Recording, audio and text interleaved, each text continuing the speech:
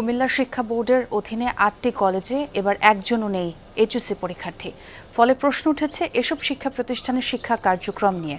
শিক্ষাবিদরা বলছেন অস্তিত্ব সংকটে থাকা এসব নামসর্বস্ব শিক্ষা প্রতিষ্ঠান তদন্ত সাপেক্ষে বন্ধ করা উচিত। বিষয়গুলো খতিয়ে দেখে বিধি অনুযায়ী ব্যবস্থা নেওয়ার কথা জানালেন শিক্ষা বোর্ড সংশ্লিষ্টরা। বিজলি কেবলসের স্কিন কোটেড ইনসুলেশন আগুন প্রতিরোধী। বিজলি কেবলস, নিরাপদ আজীবন। হঠাৎ দেখলে যে কেউ মনে করবে এটি একটি পরিত্যক্ত গোডাউন, কিন্তু এটি বরুড়া উপজেলার বেগম জহিরা মহিলা কলেজ। ২০০০ সালে প্রতিষ্ঠার পর এবারই প্রথম কলেজটি থেকে এইচএসসি পরীক্ষায় অংশ নিচ্ছে না কেউই, অথচ কাগজে কলমে শিক্ষক শিক্ষার্থী সবই আছে। স্থানীয়রা বলছেন মাঝে মধ্যে দু একজন শিক্ষার্থীকেও দেখা যায়। শিক্ষক কর্মচারীদের বেতন ভাতা না থাকায় এমন অবস্থা জানান অফিস সহকারী।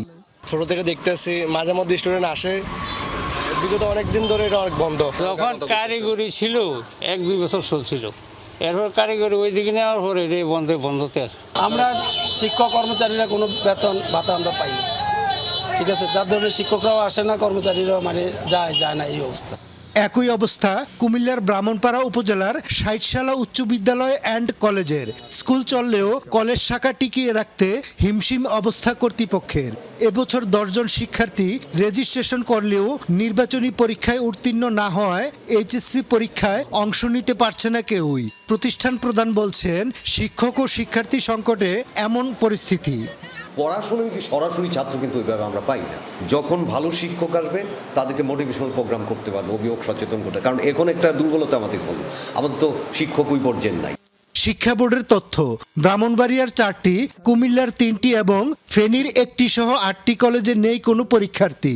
শিক্ষাবিদদের মতে শিক্ষা বোর্ডের নজরদারি না থাকা, অপরিকল্পিত ও কম দূরত্বে একাধিক কলেজ স্থাপন, প্রতিষ্ঠাতাদের উদাসীনতা, শিক্ষক সংকট এবং আর্থিক দুর্বলতার কারণেই অস্তিত্ব সংকটে পড়েছে এসব শিক্ষা প্রতিষ্ঠান।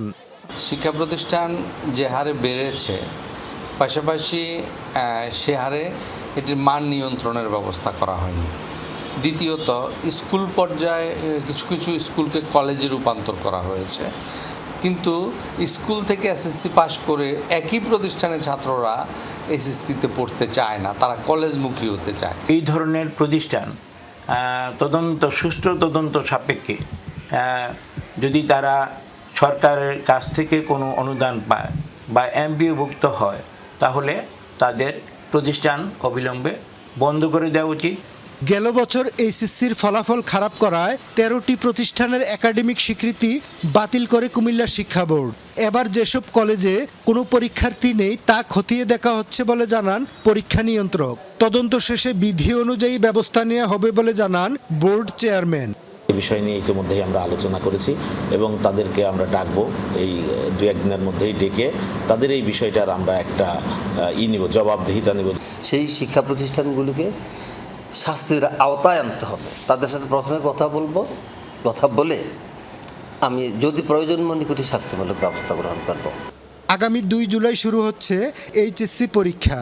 এবার কুমিল্লা শিক্ষা বোর্ডের অধীনে 6 জেলার 464টি শিক্ষা প্রতিষ্ঠান থেকে এইচএসসি পরীক্ষায় অংশ নিচ্ছে 95,702 জন শিক্ষার্থী। খোকন চৌধুরী, যমুনা নিউজ, কুমিল্লা।